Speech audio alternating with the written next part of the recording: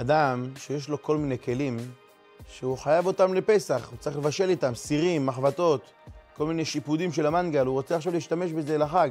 צריך לקחת את כל הכלים האלה ולעשות הגעלת כלים.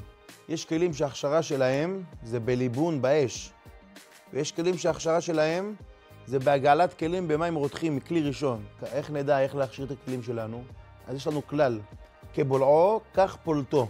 סיר שמשתמשים בו לתבשילים, אז ההכשרה שלו זה בלח, ברטוב, במים רותחים. אבל כלי שמשתמשים בו ביבש, שיפודים לדוגמה, אדם עכשיו שם אותם על המנגל ואין פה שום רוטב. אז ההכשרה שלהם זה על ידי אש, בליבון.